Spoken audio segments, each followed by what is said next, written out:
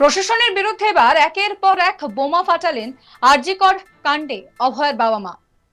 যে অভিযোগ শুনলে রীতিমতো আপনাদেরও মনে হবে যে কি ভয়ঙ্কর ঘটনা ঘটেছে আর তাতে কে কতটা দোষী রীতিমতো জলের মতো স্পষ্ট হয়ে যাবে। এবার পুলিশের বিরুদ্ধে টাকা দেওয়ার মতো ভয়ঙ্কর অভিযোগ তুললেন অভয়ের বাবা মা।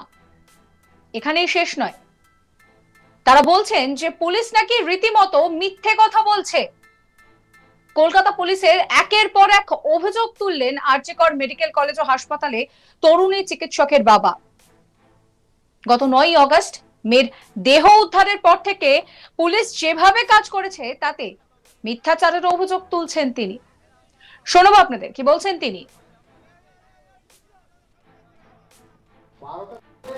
বিকাল 7টা পর্যন্ত আমরা আরজিকর হসপিটালে পৌঁছে ছিলাম, কিন্তু হাসপাতাল কর্তৃপক্ষ এবং ঊর্ধ্বতন কর্তৃপক্ষ কেউ আমাদের সঙ্গে কি কথাও বলেনি।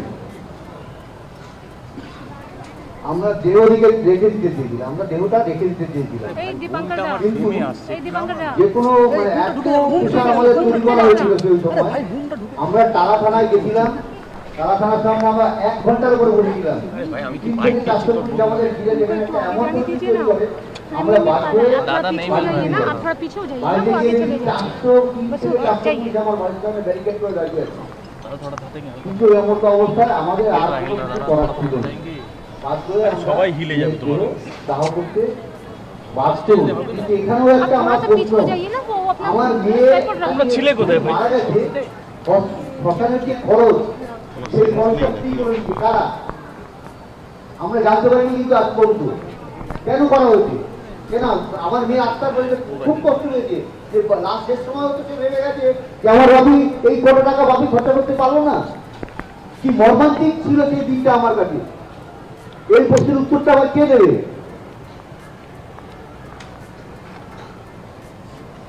এর পাশাপাশি তিনি আরো অভিযোগ করেন যে ডিসি সেন্ট্রাল ইন্দিরা মুখোপাধ্যায় বারবার মিথ্যে কথা বলছেন। কি বলছেন তিনি শোনাবো। ইন্দিরা মুখোপাধ্যায় বারবার প্রেস মিট করে করে মিথ্যা কথা বলছি, মিথ্যাচার করছি। কারণটা কি কারণে আমরা করছি এই জিনিসটা? তাই সেইটা আমাদের একটা প্রশ্ন আমাদের সবসময় মনে আসছে। আমার এই সমস্ত প্রশ্নের উত্তর কে দেবে? পুলিশ, প্রশাসন, না হাসপাতাল কর্তৃপক্ষ, স্বাস্থ্য ভবন? সকাল 8:10 এই আরজিকর হসপিটালে এসেছিল রোগী পরিষেবা দেওয়ার জন্য, অসুস্থ লোককে সুস্থ করার জন্য। আজকে এই হসপিটালেই সে বলি হয়ে গেছে, দুর্বৃত্তদের পাল্লায় করে দুর্বৃত্তরা তার জীবনটা শেষ করে দিয়েছে। আজকে তার এতদিনের স্বপ্ন এবং আমি যে 62 বছর ধরে যে স্বপ্ন তিন করে গড়ে তুলেছিলাম, একটা রাতের মধ্যে আমাদের জীবনটা পুরো উলটপালট করে দিয়েছে। আমার মনে কতগুলো প্রশ্ন এসছে, আমি শুধু মিডিয়ার কাছে সেই প্রশ্নগুলোই রাখছি। প্রশ্ন 1, পুলিশ আমরা এখন জানতে পারছি আরজিকর যে আউটপোস্ট আছে তারা 10 মিনিটে আমার মেয়ের এইরকম পরিণতি খবর পায়, কিন্তু তারপরেও কিন্তু ওরা কোনো আমার মেয়ের কোনো শারীরিক পরীক্ষা করেনি। যেটা প্রথম কাজ ছিল সেটা কিছু করেন। দ্বিতীয়টা বেলা 11টার সময় আমাদের জানানো হয় আমার মেয়ে করেছে। তারা কোনো মেডিকেল টেস্ট করলো না, আগেই তারা করেছে। ঠিক আছে, কেন করেছে এটা সেটা তারাই জানে, তারাই উত্তর দেবে। আমাদের মেয়েকে দেখতে আমরা যখন হসপিটালে আসি 12টা 10 মিনিটে, আমার সেই মেয়ের মুখ দেখতে 3 ঘন্টা 3.5 ঘন্টা ওই সেমিনার হলের বাইরে আমাদের বসিয়ে রাখা হয় এবং মেয়ের মা মানে অভয়ের মা পুলিশের হাতে পায়ে ধরতে শুরু করে। ভেতরে তখন লোকজন ঘোরাঘুরি করছে, আমাদের কিন্তু ভেতরে ঢুকতে পারছে। এটা কি কারণে? এই প্রশ্নটা আমার উত্তর চাই। পোস্টমর্টম করতে হাসপাতালে দেরি করলো কেন? পোস্টমর্টম তো সাধারণত 4-5টার মধ্যে করা উচিত ছিল, কিন্তু দেখা গেল 6টার আগে পোস্টমর্টমটা হলো, 6টা থেকে শুরু হলো। আমি এফআইআর করলাম তারা কারণে কি হলো, আমি 6:30 থেকে 7টার মধ্যে এফআইআর করলাম। আমার এফআইআর এর রেজিস্টার হলো কখন? 11:45 পরে দেখতে পাচ্ছি ডাক্তার এখানে, এত ডাক্তার থাকা সত্ত্বেও এত কিছু জানার পরে পুলিশ একটা আনন্যাচারাল ডেথ কেস করলো, ডায়েরি করলো। কি কারণে? আমরা দেহ রেখে দিতে চেয়েছিলাম, আমরা দেহটা রেখে দিতে চেয়েছিলাম, কিন্তু যে কোনো এত পোশাক আমাদের তৈরি করা হয়েছিল সেই সময়। আমরা টালা থানায় গেছিলাম, টালা থানার সামনে আমরা 1 ঘন্টার উপরে বসেছিলাম। 3-400 ফুট আমাদের ঘিরে যেখানে একটা এমন পরিস্থিতি তৈরি করে আমরা বাধ্য হয়ে বাড়িতে গিয়ে 400 ফুট আমার বাড়ির সামনে ব্যারিকেড করে দাঁড়িয়ে আছে। কিন্তু এমন অবস্থায় আমাদের আর কিছু করার ছিল না। যখন আমার মেয়ে দেহ আমার ঘরে সাইজে ছিল, তখন ডিপি নট আমাদের ঘরের একটা গলিতে ঢুকে ঘরের ভেতরে তিনি আমাকে টাকা দেওয়ার চেষ্টা করেন।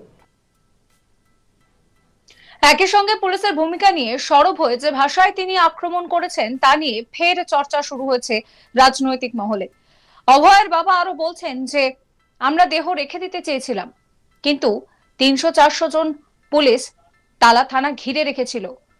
আমরা সেখান থেকে ফিরে যেতে বাধ্য হই, দেহ দাহ করতে বাধ্য হই। আমরা শ্মশানের টাকাটাও আমাদের কাছ থেকে নেওয়া হয়নি। আমার মেয়ে জানলো বাপি এই টাকাটাও দিতে পারলো না। পুলিশের বিরুদ্ধে দেহ সৎকারেও তাড়াহুড়ো করা হয়েছিল, সেই অভিযোগ করছে নির্যাতিতার পরিবার। নির্যাতিতার বাবার অভিযোগ যে সাদা কাগজে সই করানোর চেষ্টা হয়েছিল, কিন্তু সেই কাগজ তিনি ছিঁড়ে ফেলে দিয়েছেন। পুলিশের অতি সক্রিয়তা নিয়েও প্রশ্ন তুলেছেন তারা। সব মিলিয়ে অভয়ের বাবার অভিযোগে নতুন করে প্রশাসন যে চাপে পড়েছে তা বলাই বাহুল্য।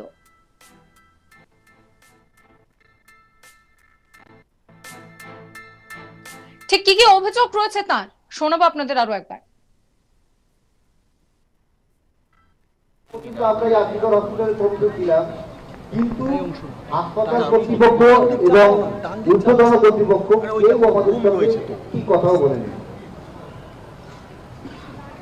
আমরা দেহ রেখে দিতে চেয়েছিলাম, আমরা দেহটা রেখে দিতে চেয়েছিলাম, কিন্তু যে কোনো এত পোশাক আমাদের তৈরি করা হয়েছিল সেই সময়।